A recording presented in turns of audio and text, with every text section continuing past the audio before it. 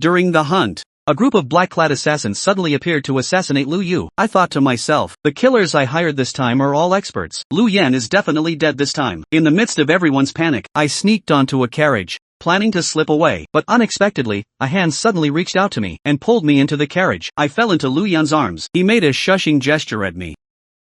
I heard him whisper to me, "Don't make a sound. I'll take you away." As he spoke, his breath brushed past my ear. I shuddered instantly. My actions were faster than my thoughts. I slammed my head into Lu Yan's head, successfully knocking him unconscious. I drove the carriage recklessly into an unknown wild mountain. There was an abandoned thatched hut in the wild mountain. I decided to stay there for a while to lie low. When he woke up, I was struggling to start a fire with my butt in the air. "You're awake." I carefully approached him, thinking about what posture to use to apologize, to express that I definitely didn't mean to knock him out. But Lu Yan looked completely confused. "You are me, am I stupid?" The emperor was actually knocked unconscious by me and lost his memory. My mind went blank. I lied and said we were an ordinary civilian couple living in seclusion here. As for the matter of me knocking him out, I didn't mention a word. I only said he fell and hit his head while chopping wood in the mountains. He nodded and said "oh" indifferently. Called out. Although I said that, I still had some doubts in my heart. Mainly because I didn't want to face the fact that I was so fierce. My head was like a hammer, directly making someone lose their memory. I decided to test him thoroughly. I smiled sweetly at him. "Husband, I'm hungry. Cook for me." As a pampered emperor, he had never been in a kitchen in his life, let alone cook. I thought Lu Yuan would be dumbfounded, but he nodded without hesitation. "Oh cool, I pushed my luck. I want to eat chicken, but there's none at home. Why don't you go into the mountains and catch a wild chicken for me?" This time, Lu Yan should be in trouble. The prey he usually hunts are all put into the forest by others, and the attendants and ministers following him would act as his subordinates. He also had valuable bows and arrows, but now, without these conveniences, he has to catch a chicken with his bare hands. I bet he won't agree. But Lu Yuan stood up, picked up an axe from the house and walked out. I was startled and quickly followed. "I'll go too," in the forest. Soon found a pheasant, and caught it skillfully. I was stunned. I couldn't believe the person chasing the pheasant all over the mountain was the Lu Yan I knew, but he was immersed in catching it. It was a good opportunity to strike him, if I could pick up the axe and chop him from behind. Just as I was thinking, I heard Lu Yan shout loudly, "Dodge quickly," before I could react. I saw a large pheasant flapping its wings and rushing towards me. "Ah, don't come near me." I was scared pale, but I couldn't escape my miserable fate. The pheasant was panicked, and crashed into my face. It hurt so much I gasped, and when I looked down, I saw the pheasant lying motionless on the ground, unconscious. Lu Yan looked at me with admiration, and said to me, "Wife, you have an iron head." Not a good dream, but I didn't give up testing Lu Yan. Instead, I became more determined. That night, he and I engaged in a pleasant nighttime activity, playing dominoes.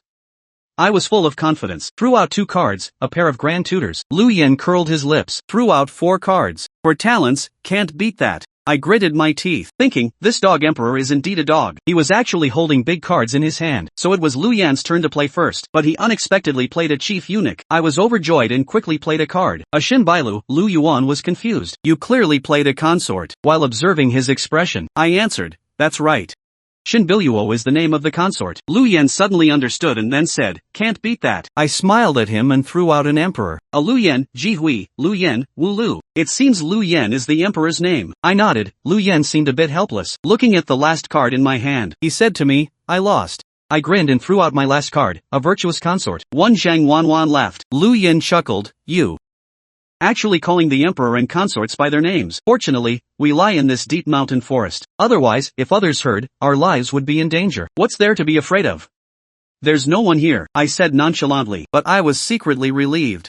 I said that on purpose just now. I wanted to test Lu Yan, to see if he really lost his memory. This time, making the dominoes, I deliberately used the official titles of the court and harem. I'd been suspecting he's faking it, but this time, I'm not so sure, because my name when I entered the palace is not Shinbiluo, and Lu Yan never allows concubines to blaspheme his name. As for Zhang Wanwan, she is his most beloved woman. If he hadn't lost his memory, he wouldn't have had no reaction at all. My mood was complicated. If Lu Yan really lost his memory, is he still Lu Yan? It's getting late, let's go back to the room and rest. Lu Yan reached out to hold my hand. I naturally held it, without even realizing it. I had gotten used to being led back to the room by her. After several setbacks, I decided to temporarily stop obsessing over whether Lu Yan had lost his memory. Instead, I should take advantage of his illness to kill him. After all, he is now completely gentle, exuding an innocent foolishness. He would never think that the person sleeping next to him wants to kill him. So I took out the poison I had secretly bought before the hunt, intending to poison him, but I never expected that I could still fail. I felt that underhanded methods probably wouldn't work. It's better to just use weapons directly and kill him completely. There's no time like the present. I'll do it tonight. Although I decided to assassinate him directly, I'm not a reckless person. I still thought it over. I planned to dress up nicely and then seduce him when night fell. While he was lost in passion, I would plunge the dagger deep into his chest. Only his blood can quench my hatred for the destruction of my family. But I left in such a hurry this time. I didn't even bring a few thin silk dresses, so I had to tear my clothes myself, first making them into tassels, so that with every step, my fair long legs would be faintly visible. I believe Lu Yan. Any man would be unable to resist this temptation. At nightfall, Lu Yan was drinking tea in the courtyard. Everything was ready. I hid the dagger behind my waist, and swayed my hips as I walked towards her. I called out sweetly, "Husband." Lu Yan looked up at me. Suddenly, a look of sadness appeared in his eyes. I felt a sense of foreboding. Then I heard Lu Yan sincerely ask me, "Wife, are we already this poor? Your clothes are all torn like this. I think this man really doesn't deserve to lie through tonight." I reached behind my waist to feel for my dagger, but the change happened in an instant. A black-clad figure suddenly leaped out from the dark grass beside us. The black-clad figure held a long sword, and thrust it straight at Lu Yan. I pretended to be terrified. While screaming loudly, I grabbed the dominoes from the wooden stump, and threw them at the black-clad figure's face. The black-clad figure was in pain and slowed down. I wanted to take this opportunity to grab Lu Yan and run, but the black-clad figure saw my intention. He turned his sword and thrust it straight at me. I was thinking about whether to act weak, or to defend myself.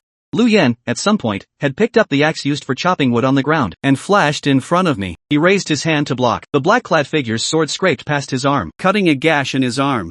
Blood was seeping out. "Wife, stay back." As if he couldn't feel the pain, he pushed me away with one hand, and charged towards the black-clad figure's sword. I watched as his sleeve was stained red with blood, and stood frozen. My mind went blank for a moment, unable to think. Lu Yan's movements were clean and efficient. In just a moment, he had slit the black-clad figure's throat. I watched the black-clad figure fall to the ground, and thought, damn, that was thrilling. Then I looked at Lu Yan, who was standing there stunned. She looked at her own hands, also confused. I ignored the body, quickly pulled her back into the room and locked the door. I poured her a glass of water to calm her down, and asked in surprise, "Husband, how do you know martial arts?" I couldn't help but think, how did this dog emperor, with such skills, get knocked out by me that day? I really don't know if I should say he was just unlucky. Lu Yuan shook his head, looking very bewildered. I don't know either. My body just moved on its own. I thought for a moment, then said thoughtfully, "Ah, I understand. This is probably what they call muscle memory." Even though Lu Yi has lost his memory, his instincts are still ingrained in his body. But has he really lost his memory? "Wife, why did that person want to kill us?" Lu Yan asked me nervously. "Maybe he was just a robber. Seeing that we lie alone, he decided on a whim to rob us." I made up a random excuse, then coaxed her to sleep. In the middle of the night, I quietly got up to trek the body outside. There was something I needed to confirm. I went to the yard. I reached out and pulled open the assassin's clothes, looked at the connection between the back of his neck and his back. The skin there was smooth. Nothing there. I breathed a sigh of relief. This assassin wasn't sent by my brother. Actually, the assassination during the hunt that day was a revenge plot I planned with my brother. At that time, I got on the carriage to escape in the chaos, but I didn't expect Lu Yan to be in the carriage, so I had to knock him out first, as planned. I was supposed to drive the carriage to another remote village to meet up with my brother, but as I looked at Lu Yan's face in the carriage, I suddenly changed my mind and came here. This is the place I prepared for my own seclusion. Even my brother doesn't know about it, but since it wasn't sent by my brother, then who sent this assassin? "Wife, what are you doing?" Suddenly, Lu Yan's voice came from behind me. I don't know why. I subconsciously shuddered. I pointed at the corpse without changing my expression. "I'm examining the corpse, examining the corpse." I nodded vigorously. Did I tell you? Before I married you, I was a coroner. A coroner seeing a corpse. Who can resist that? I have to examine it thoroughly." Lu Yan looked at me. "It's so dark. Can you see clearly?" I quickly said, "A mature coroner can examine a corpse by moonlight with bare hands." Maybe because I said it so convincingly, Lu Yan believed me. "Alright, then go ahead and examine. I'll keep you company." This wasn't what I had planned. Based on the gentle scholar personality Lu Yan had shown recently, he should be persuading me to go back to sleep, and say we can deal with it tomorrow. With this hazy moonlight tonight, what the hell can I examine? I subconsciously rubbed my forehead. As soon as I moved, Lu Yan immediately supported me. "Wife, are you feeling unwell?"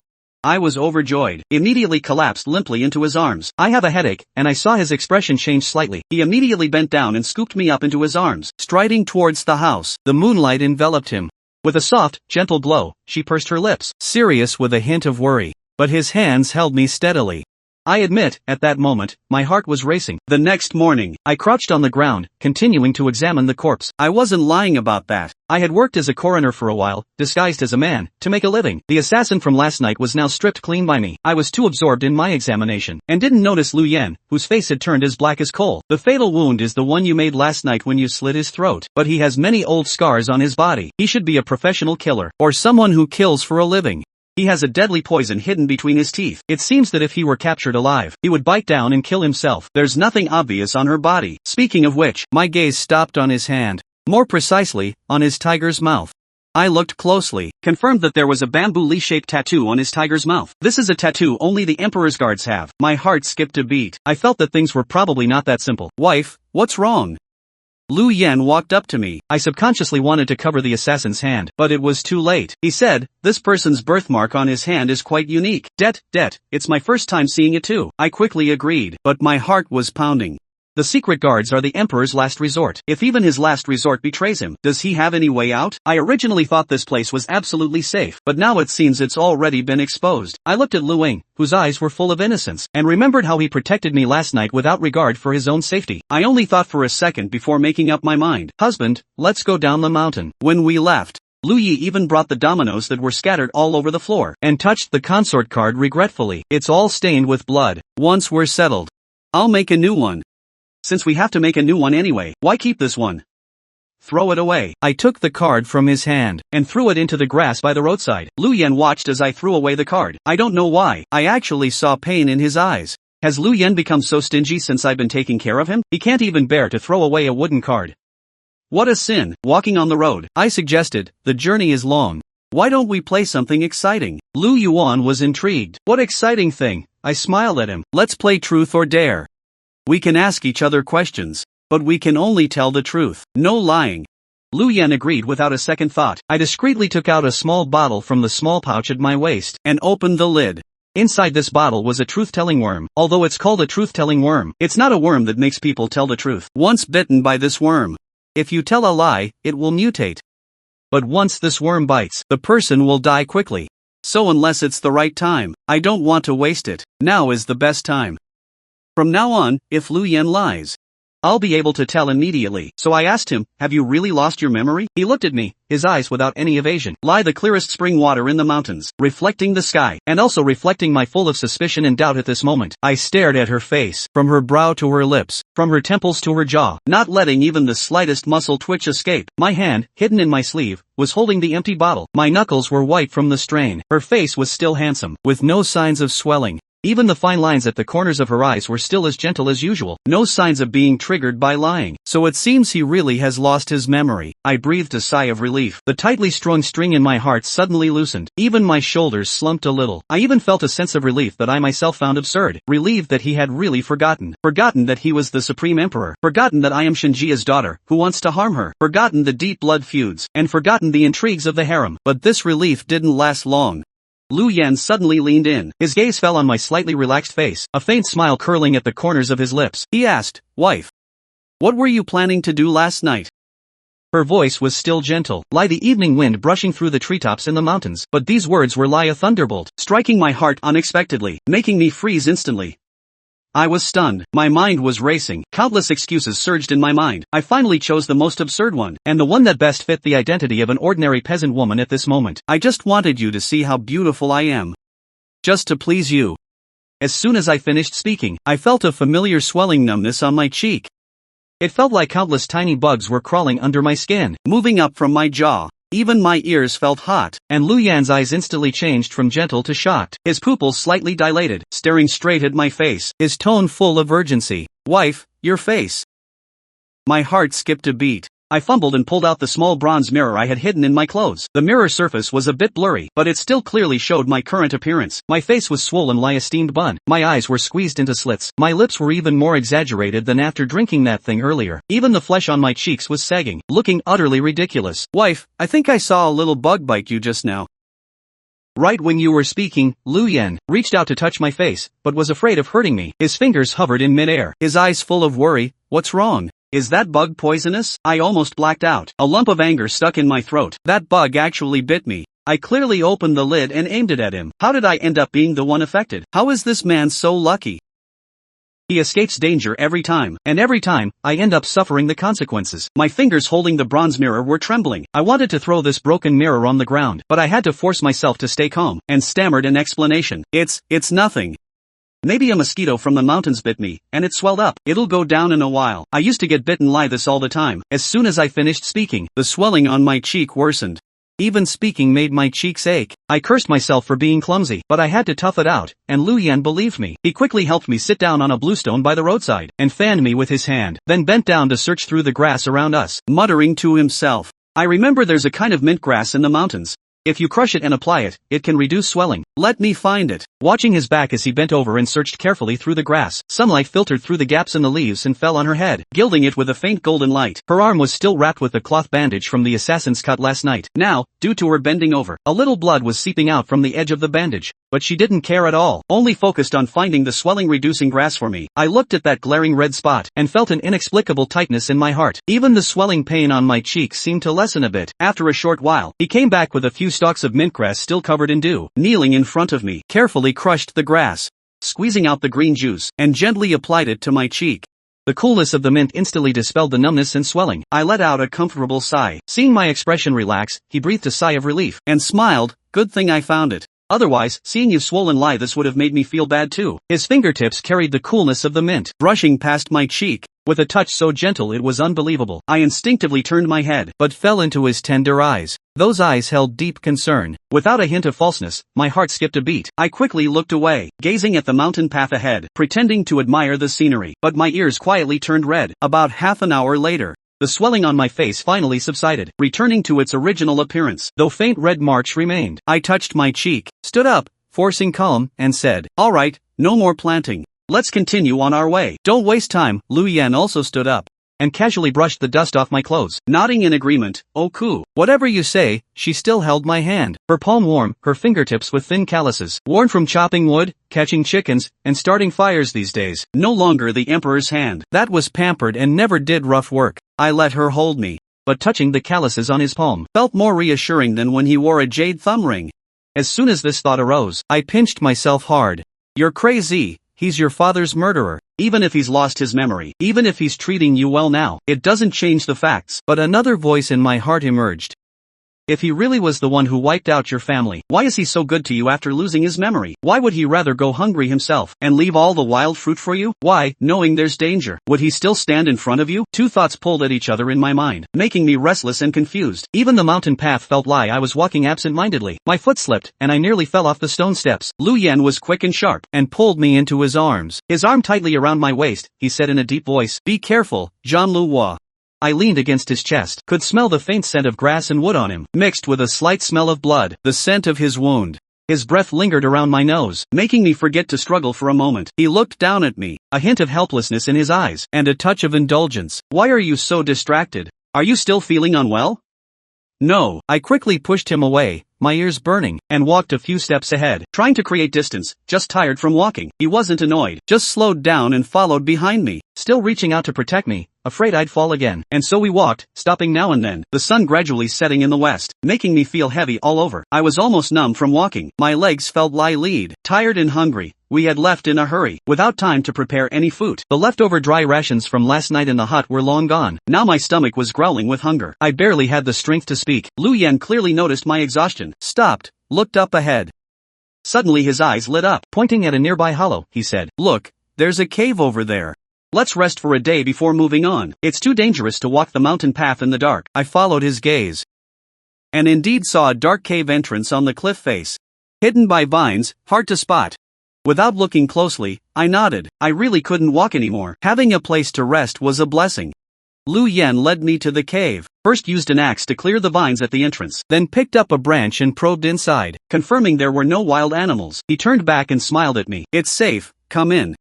The cave wasn't small, about half a room in size. The ground was covered with a thick layer of dry grass. Looks like hunters or herb gatherers had stayed here before.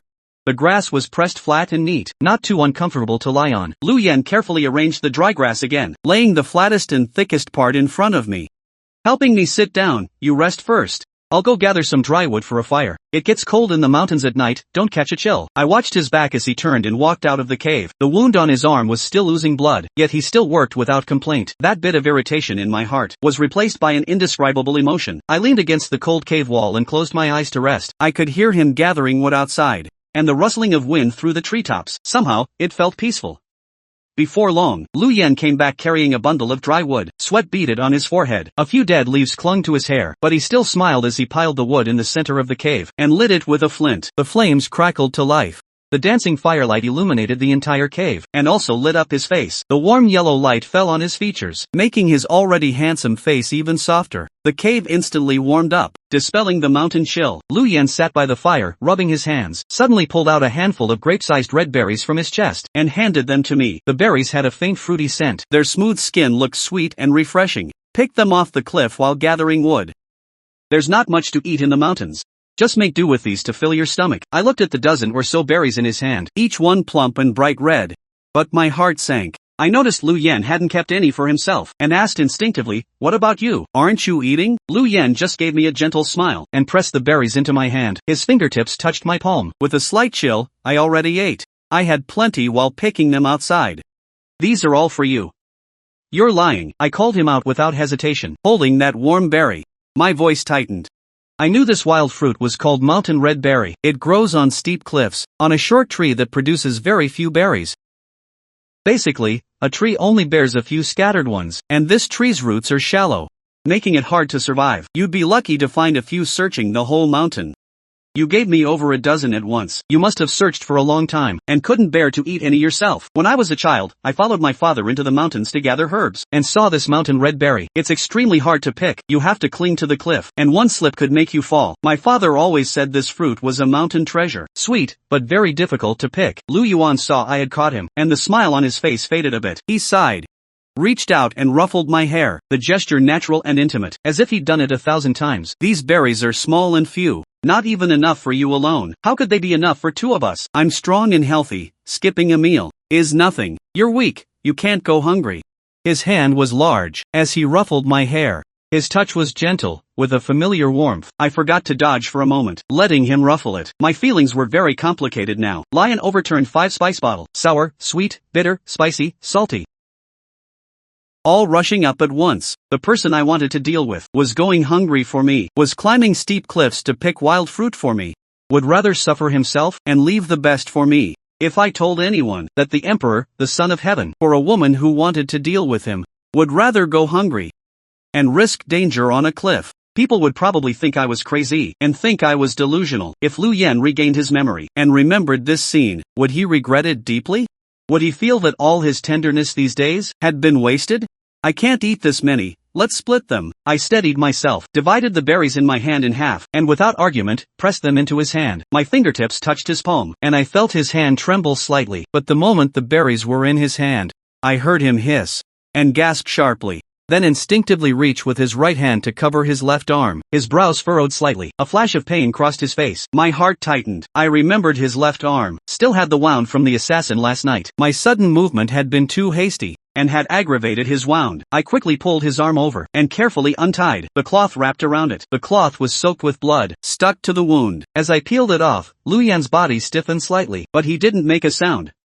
The wound wasn't shallow, hastily bandaged last night, and now aggravated. The edges were red and inflamed, even beaded with fresh blood. A shocking sight. I looked at the wound, and remembered how he had ignored his own safety last night, standing in front of me with an axe. Remembered how he had done all the hard work along the way, chopping wood, finding food, not even letting me take a difficult step. I didn't want to admit it, but I couldn't fool myself. I actually felt a pang of sympathy. "Why didn't you say something?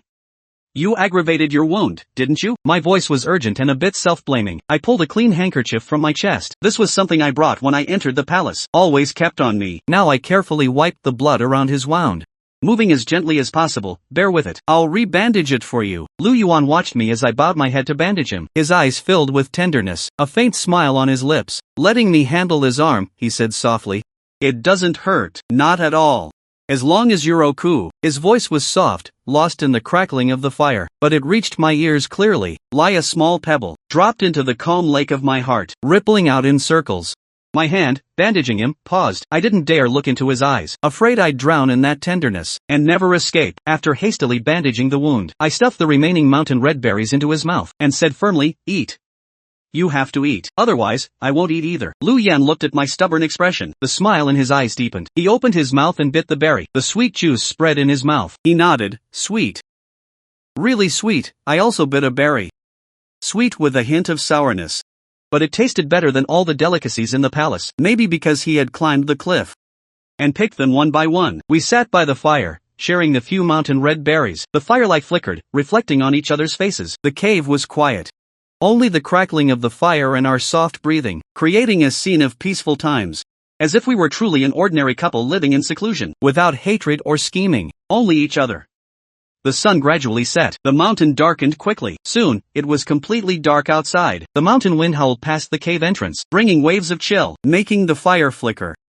The temperature in the cave dropped lower and lower. I wrapped my clothes tighter around me, leaning against the cave wall, feeling the cold seeping up from my feet. I shivered from the cold. Even my teeth chattered slightly. Just then, a warm hand suddenly reached out and pulled me into a warm embrace. Lu Yan's body was like a furnace. Even through the thin clothes, I could feel his warmth. I pressed close to his chest and warmed up almost instantly. That biting cold vanished. His arms held me tightly, his chin resting on the top of my head, his hand gently patting my back. Like coaxing a child, he said softly, "It's cold. Lean on me, and you won't be cold." I moved, wanting to break free. The rationality in my heart screamed, "Shin Biluo. Wake up, he's your enemy." But his embrace was too warm, too steady, like a harbor, making my long wandering heart want to dock for a while. Unexpectedly, Lu Yuan closed his eyes, but held me even tighter, his head buried in my neck, his breath gently brushing my neck, with a faint scent of grass and wood. He had already fallen asleep. Just in his sleep, he felt I was cold, and instinctively reached out to hold me. I lay in his arms, hearing his steady heartbeat, thumping against my eardrums and against my heart. His chest was broad. Holding me gave me an unprecedented sense of security. Now was a good time to strike at him. He was sleeping deeply, defenseless. The dagger at my waist was still there. If I just raised my hand, I could plunge it into his chest and avenge the Shin family, and fulfill my long-held wish. But looking at his pale face from the journey, at the faint tiredness around his eyes, at the wound on his arm still seeping blood, my hand, reaching for the dagger, stopped halfway, unable to lift it. I hated him, hated that he was the emperor, hated that he ruled the world, hated that he had the Shin family executed. But these days together were like a thorn, deeply lodged in my heart, impossible to remove, and impossible to swallow. His tenderness after losing his memory, his thoughtfulness, his protection, his indulgence, bit by bit, were eroding the hatred in my heart. I closed my eyes, cursed myself 1,000 times for being weak, and finally gave up. Forget it. Whatever happens, I'll deal with it after I wake up. Today, I'll set aside the hatred and be his wife for once. I relaxed my body, leaning into his arms, feeling his warmth, listening to his steady heartbeat, and soon fell into a deep sleep. Even in my dreams, there was the mountain breeze and his gentle smile, so I never knew. After I fell asleep, Lu Yan suddenly opened his eyes. His dark eyes, in the dim firelight, were startlingly bright, without a trace of sleepiness. He looked at me for a long time, his gaze moving from the top of my head to my brows, and then to my lips, with a hint of complexity, a hint of indulgence, and a hint of indescribable pain. His fingers gently brushed my cheek, his touch as light as if touching fragile treasure, the tenderness in his eyes almost overflowing. In my sleep, I seemed to hear him sigh, light as a wisp of smoke in the fire's heat. Then I felt a soft touch gently land on my lips, like a butterfly kissing a flower, fleeting, but burning hot, landing on my lips, and also in my heart. He also hugged me gently, pulling me closer into his arms. Bowing his head, he whispered something in my hair, his voice too soft, drowned out by the howling wind. I was sleeping deeply and heard nothing. When I woke the next day, it was just dawn. A faint light seeped through the cave entrance. The fire had burned to ashes, only a little warmth remained, and I was still curled up in Lu Yan's arms. His arms still held me tightly, his chin resting on my head, sleeping deeply, his long lashes lowered, casting a faint shadow under his eyes, making him look almost childlike. I moved, trying to quietly get up, but he woke up and looked down at me. a hint of sleepiness in his eyes, quickly replaced by a smile. The tenderness in his eyes like melting spring water. Awake? I felt a strange sense of guilt, as if I had done something wrong, my ears burning hot. Even my breathing became uneven. I quickly pushed him away, and stood up abruptly, pretending to casually brush the dust off my clothes, not daring to meet his eyes, just staring at the ashes on the ground. I said to Lu Yen, "Since you're awake, get up and let's continue on our way. Let's try to reach Jiutown soon. Staying in the mountains forever isn't a solution." I looked at Lu Yen as he slowly stood up, and stretched, still wearing that gentle smile, his gaze fixed on me, never leaving, making me uncomfortable. I was about to ask him what he was smiling about, if he had seen through my guilt, but saw the smile on his face suddenly vanish. His expression instantly darkened, his eyes sharp. He shouted in a deep voice, "Get out of the way." Everything happened in a flash. Before the shout even died down, I felt a piercing chill behind me. A fierce killing intent rushed toward me. I turned and saw, in the shadows of the cave behind me, a black-clad figure had appeared from nowhere, dressed in dark clothes, face covered, only a pair of sinister eyes visible, holding a gleaming long sword, aiming straight for my heart, his movements fast and ruthless, with deadly intent. The sword's wind stung my cheek. The sword was only inches from my heart. I could even see my own face reflected on the blade, my pupils wide with terror. I had no time to run, or dodge, my mind went blank. Only endless fear remained. I thought I was doomed. But in that critical moment, Lu Yen lunged at me like an arrow from a bow, his movements astonishingly fast, nothing like the gentle farmer husband he usually was. He grabbed the incoming blade with his bare hand. With a clang, the sound of metal clashing was harsh. I could clearly see his hand gripping the blade. The sharp edge cut into his palm. Blood gushed out instantly, flowing down the blade, staining his hand red, and also staining the gleaming sword. The assassin's strength was immense. Even though Lu Yen held on tightly, the sword tip still carried great force, and slowly pierced into his chest. Blood seeped through his thin clothes, spreading like a striking red plum on his chest. "Lu Yen!" I screamed, my voice trembling, my whole body shaking uncontrollably. For a moment, everything around me fell silent. The whole world seemed to lose color and sound. Only my own violent heartbeat in my ears, beating harder and harder, as if about to shatter my chest. I saw the blood on his chest, the blood on his hand, his pale face. My mind went blank. I even forgot to cry. The assassin, having failed to stab me, and being caught by Lu Yen, a flash of ruthlessness in his eyes, he tried to pull back his sword for another strike, but Lu Yen held the blade fast, and swung his other hand, punching the assassin in the face, sending him stumbling back, blood trickling from his mouth. I don't know where I found the strength, or how I pulled out the dagger at my waist. With red eyes, I stabbed it into the assassin's abdomen. The dull sound of the blade piercing flesh. The assassin grunted, looked down at the dagger in his belly, his eyes full of disbelief, then fell to the ground, lifeless.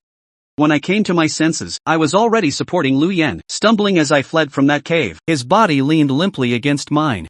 Blood still flowed from his chest, staining my clothes red, and staining the mountain path beneath us red. I feared more assassins might still be chasing us. Not daring to stop, we plunged deeper into the forest, weaving through the unfamiliar woods. Branches tore at my clothes, scratched my skin, but I felt no pain at all. I just kept holding him and walking forward. Only one thought in my mind: I can't let anything happen to him. Absolutely can't let anything happen to him. By now, I had figured it out. The black-clad assassins who attacked twice weren't targeting Lu Yen. Their target from start to finish was me. The first time, it seemed aimed at Lu Yen, but the sword tip veered off course several times, finally turning toward me. This time, it stabbed straight for my heart. If Lu Yen hadn't blocked it, I'd be the one lying on the ground now. And Lu Yen was injured twice just to protect me. The wound on Lu Yan's chest wasn't shallow. It kept bleeding, already soaking his entire chest red. Even my clothes were stained with large patches of blood, yet he still forced a smile for me. Reaching up to wipe the tears from my face, his voice was weak, but still gentle. "Don't frown like that. It's not pretty." I looked at his pale face, at the blood at the corner of his mouth, at the blood seeping from his chest. Pain surged through my heart like a tide, drowning me. I retorted, my voice choked with sobs. "Nonsense," I said, crying. "I'm always pretty. But if something happens to you, I didn't show it to anyone." He chuckled softly, but the laughter pulled at his chest wound, making him wince. Before he finished laughing, he started coughing violently, coughing harder until blood came from his mouth, staining my fingertips. "Stop laughing, stop coughing." I'm panicking. I reached out and pressed on his chest, trying to stop the bleeding, but I found the blood wouldn't stop. My voice was trembling, with a fear I'd never felt before. "I'm warning you, Lu Yen. You are not allowed to collapse like this. Do you hear me? Unless I'm the one who strikes you down. Otherwise, you are not allowed to die. If you dare to die, I will hate you for the rest of my life, and in the next life too. I never thought I'd say such things. I had always wished for his downfall, but now, I was terrified he might actually leave. Lu Yan looked at my red, swollen eyes, at my panicked expression. A flicker of pain crossed his eyes. He reached out and wiped my face, his fingertips stained with his blood, and carrying his warmth, he said softly, "Don't cry. Be good. The wound isn't deep. It didn't reach my organs. It'll heal with some rest. I'll be fine. I still have to be with you." How could I bear to leave? His words were like a calming pill, settling my frantic heart a little. But seeing his wound still bleeding, I couldn't stop crying. Only then did I realize I was crying. I was actually crying. Since the day the Shin family was wiped out. I hadn't cried since, not during the hardships, not when I entered the palace bearing humiliation, not even after repeated failed plans. I never shed a single tear. But now, because of his injury, I was crying like a child. I helped him walk painfully through the dense forest. His body grew heavier and heavier, almost his entire weight leaning on me. I gritted my teeth and pushed on, not daring to stop. I don't know how long I walked, or how far. Just as I was about to collapse, a small thatched hut appeared before me. It looked like a temporary shelter for hunters, shabby but still intact. "Hang in there, there's a hut ahead. We're here." I helped him and quickened my pace, almost dragging him into the hut. The hut was very simple, just a wooden bed, a broken table, and a few hatchets. Some hay was piled in the corner, but it was fairly clean. I gently laid Lu Yan on the wooden bed. He had passed out, his lips cracked, his face pale as paper, his body burning hot. He had a high fever, his hands still tightly clutching my clothes, refusing to let go. I touched his forehead. It was frighteningly hot. My heart sank. The wound must be infected. Plus, the journey had exposed him to the cold, causing the high fever. I searched the hut. Finally found a clean piece of coarse cloth, and a small jar of murky rice wine, probably left by the hunter. I poured some rice wine into a bowl, mixed it with warm water and soaked the cloth, continuously wiping his forehead, neck, and palms. This was a method my father taught me as a child. He said wiping the body with alcohol can lower a fever, most effective for colds and fevers. Lu Yan's fever was caused by the wound. I gently untied his clothes, revealing the wound on his chest. The area around the wound was already red and swollen, even starting to fester. The surrounding skin was an abnormal red. It looked alarming. If left untreated, the wound would continue to fester, causing other complications. He might not survive until tomorrow. Thinking of this, I stopped what I was doing. Looking at Lu Yan's bloodless face, at his tightly furrowed brows, my heart ached as if cut by a knife. I thought, if Lu Yan dies, isn't that what I want? If he dies, the Shin family's revenge would be complete. I could be free, no longer living burdened by hatred, no longer enduring humiliation in the palace, no longer planning hopeless actions. But why, at this moment, does my heart ache so much? Why, seeing him on the verge of death, would I rather it be me? I had a terrible, bold suspicion. A suspicion I dared not face. I might have actually fallen in love with Lu Yan. Fallen in love with the person I hate to the bone. Fallen in love with the enemy who destroyed my family. Fallen in love with this man, who, after losing his memory, treated me so gently. As soon as this thought appeared, it grew like wild vines, instantly entangling my heart, making it hard to breathe. I sat by the bed, staring at his face for a long time. Scenes from these past days flashed through my mind. He caught a chicken for me. I got hit in the face by it, but he praised my iron head skill. He made cards for me and played with me, letting me call him by his name. He picked mountain red berries for me, preferring to go hungry himself. He blocked assassins for me, risking his own safety. In his sleep, he would instinctively hold me, giving me warmth, and the little things after entering the palace. He seemed cold to me, but always protected me unintentionally. He seemed to dote on Zhang Wanwan, but never gave her true authority. He worked hard to govern for the people. Everyone in the court respected him. These images intertwined, making me more and more confused, more and more uncertain. Is he really the emperor who ordered the Shin family's massacre? About a quarter of an hour later, I made my decision. A decision I myself found unbelievable. I took out a small porcelain bottle from my bosom, the only bottle of wound medicine I had, given to me by my brother before entering the palace. High-quality medicine for sword wounds. Stops bleeding and regenerates flesh. I had kept it hidden, reluctant to use it. Originally planned to use it to treat my own possible injuries after the operation. I unscrewed the bottle, poured out a little golden ointment. The ointment had a faint medicinal scent. Using clean fingers, I carefully applied the ointment to Lu Yan's wound. My movements were incredibly gentle, afraid of hurting him. When the ointment touched the wound, his body trembled slightly. But he still didn't wake up. After applying the medicine, I carefully bandaged his wound with clean cloth. Then continued wiping his body with wine, to lower the fever. Over the next 2 days, I took care of Lu Yen, forgetting to eat and sleep, never leaving his side. During the day, I used the hatchet to chop wood and fetch water from the nearby she trim, found some edible wild fruits and vegetables to cook into thin porridge, feeding him bit by bit. At night, I stayed by the bed, wiping his body every half hour, taking his temperature. If his fever was high, I would put cold water on his forehead. I barely slept. My eyes were bloodshot. My body was exhausted to the limit, but as long as I saw his temperature drop a little, saw his complexion improve a little, I felt it was all worth it. Maybe my care helped. Maybe his constitution was naturally strong. After 2 days, his fever finally broke. His forehead was no longer burning. His face gradually regained some color. The wound on his chest was visibly healing. The swelling subsided. The festering areas began to scab. No more bleeding. He was still sleeping soundly, breathing steadily, long eyelashes resting, looking peaceful and harmless. I looked at Lu Yen, still deep in sleep, tucked the hay covering him more securely, got up and left the hut. At the door, I looked at the mountain forest outside, took a deep breath. I knew I couldn't stay by his side anymore.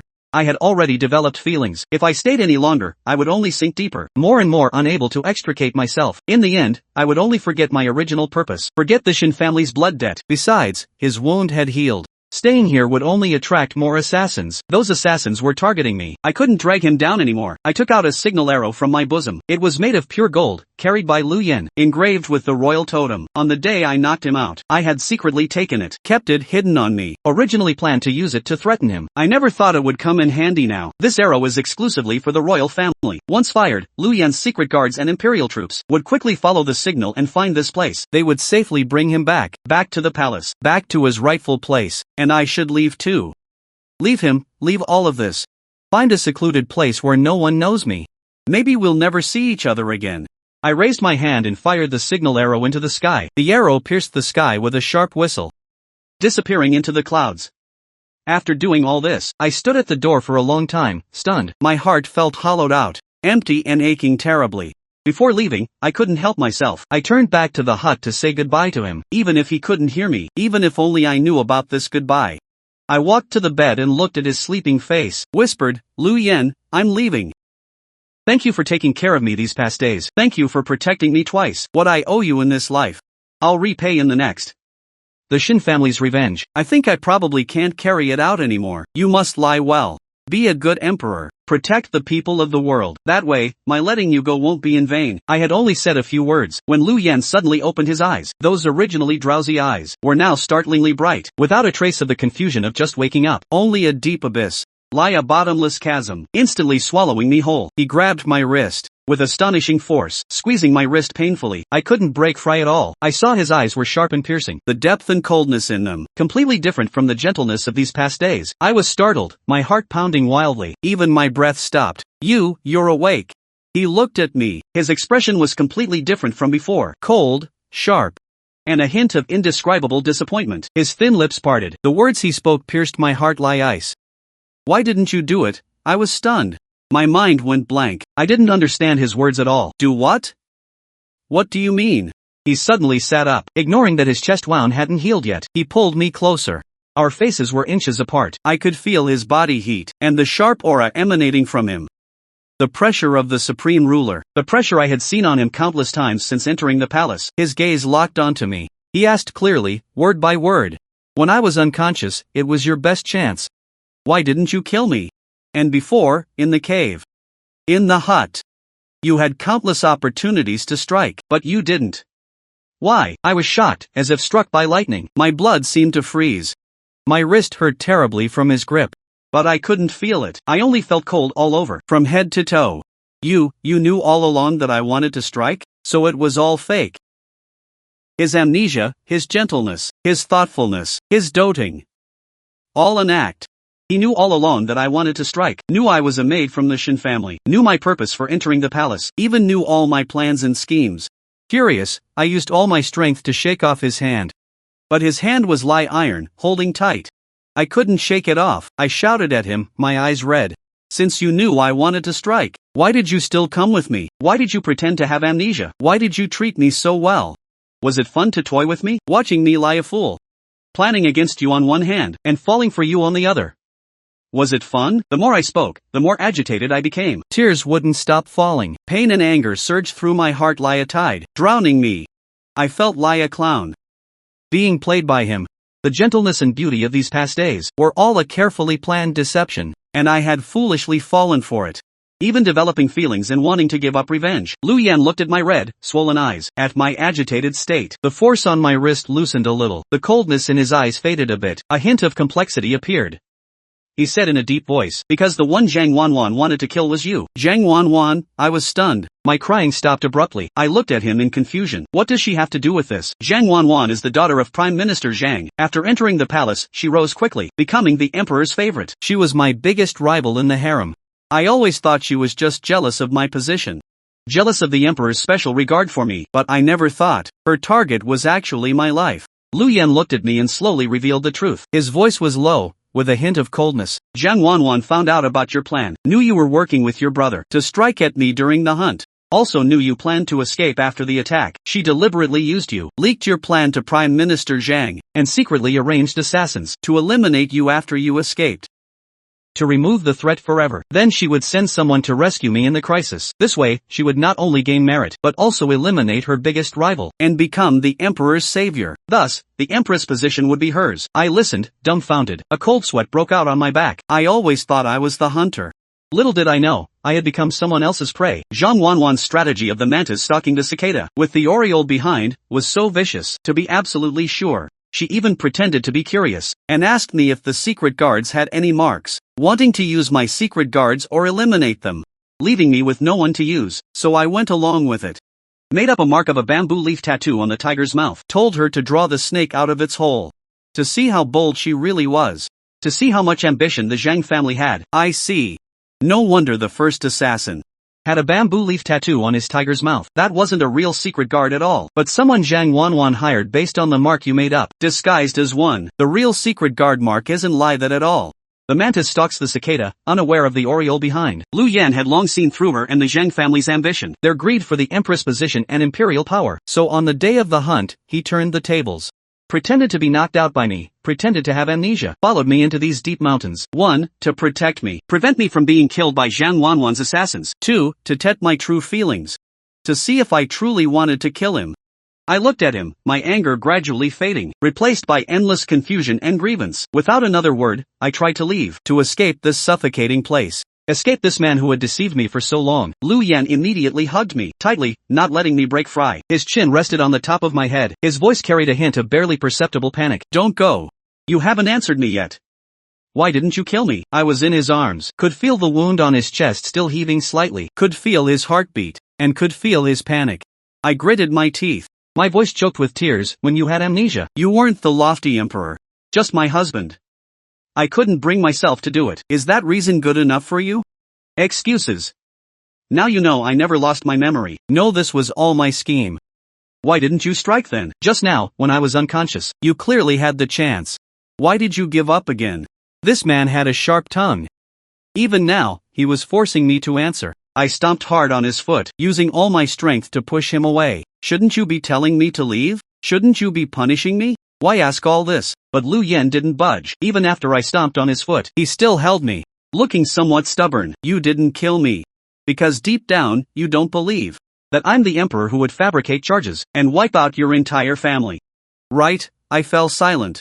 All the strength drained from my body. I leaned against him, unable to muster any more energy. Lu Yan was right. Ever since I entered the palace and saw Lu Yan, saw him working hard for the people, saw him investigating thoroughly and rectifying the court, saw him treating the people like his own, rewarding and punishing officials fairly, my heart had begun to waver. How could such an emperor be the tyrant who fabricates charges and treats life like dirt?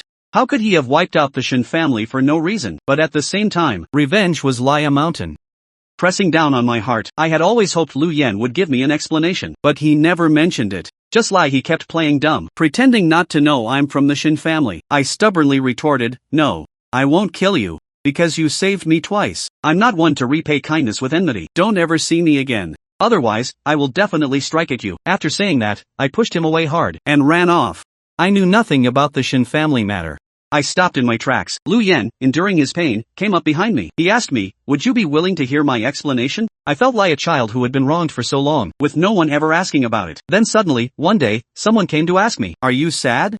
I couldn't hold it in anymore and burst into loud sobs. Lu Yen didn't speak. He just quietly held me in his arms, gently patting my back with his hand. The Emperor's shadow guards soon arrived to escort us. On the carriage ride back, I learned the truth about my family's massacre. It was all a conspiracy orchestrated by the Zhang family, just because my father accidentally discovered Chancellor Zhang's rebellious ambitions. Before he could present the evidence, the Zhang family struck first with deadly force. By the time Lu Yen noticed something was off, and wanted to investigate thoroughly, everything was already too late. But over the years, he never gave up searching for the truth. He secretly set up an extensive net, just to wait for the right moment, to expose the Zhang family's crimes to the world, and bring justice to the Shin family. I nestled in his arms, my voice choked with sobs as I asked him, "So when I entered the palace, you recognized me?" Lu Yen lowered his head and ruffled my hair, his eyes full of tenderness. "Det, the little girl who saved me in the Jiangnan water town 5 years ago, how could I forget her? I told you back then, I wanted to marry you. But then your family had trouble. And you disappeared. I've been looking for you." My nose tingled with emotion. My tone unconsciously carried a hint of coaxing. "I've had a hard time these past few years." "I know." Lu Yen held me tighter. His palm gently patted my back. "Don't worry. From now on, you don't have to lie carrying this hatred. I will definitely give your Shin family justice. Everything owed to you. I will slowly make up for it." But I suddenly remembered something else. I narrowed my eyes and looked at him. "Since you already knew everything, then you must have already met my brother, right? This time, you two didn't team up to fool me, did you?" Upon hearing this, Lu Yen closed his eyes, immediately pretended to be weak. Leaning against the carriage wall, he groaned softly. "Ouch. My head hurts. Oomph, this man even learned my tricks." So infuriating. After the coronation ceremony, Lu Yen announced to the world that he would never take another concubine, and would only lop one person. For a time, I, a queen of common birth, who had also been caught up in a revenge storm, became a hot topic among the people. Everyone said the emperor was devoted, and the queen was blessed. As for the Zhang family's rebellion, the evidence was solid. The emperor ordered a full investigation. The entire Zhang family was implicated. The most guilty were sentenced to beheading. The rest were either exiled to the frontier, or reduced to slavery. The once powerful Zhang family crumbled overnight. Zhang Wanwan couldn't handle such a drastic change. On the day Chancellor Zhang was beheaded, she hanged herself in her own palace, ending her life of constant scheming and calculated existence. Not long after, my brother came to see me with a big box of my favorite pastries from Sueju Zhai. As soon as he entered, he put on a fawning face. "Little sis, the hardest to buy pastries from Sueju Zhai. I got them all for you. I even queued all night. Those scalpers couldn't beat me." He handed the pastries to me with a flattering smile. "Please be magnanimous and don't be mad at your brother, Oko." I snorted coldly, deliberately keeping a straight face. "When you and the emperor teamed up to fool me, didn't you think I'd be angry?" My brother quickly explained earnestly. "It's about priorities. At that time, the emperor was afraid that if you knew the truth, you'd be too worried and it would affect your mood. As for me, a subject must obey the emperor's orders. Besides, it was for your own good. You little rascal, now you've learned to shift the blame." I glanced at him and said irritably, "Don't give me that." Seeing this, he grinned and leaned in again. "Little sis, if you're really that mad, then punish me. I'll accept whatever you decide."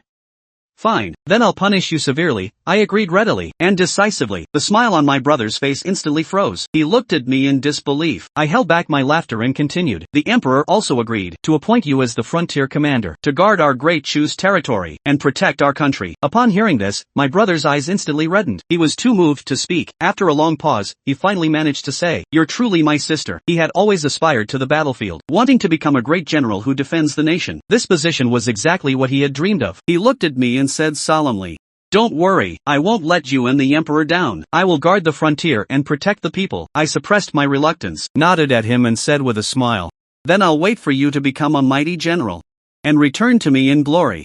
My foolish brother had always spoiled and protected me. After the Shin family's tragedy, he did everything in his power to protect and save me. He plotted revenge for me, and sacrificed his own happiness for a long time. This time, let me, your sister, fulfill your wish. Let you do what you want to do. In the harem, there was no more scheming.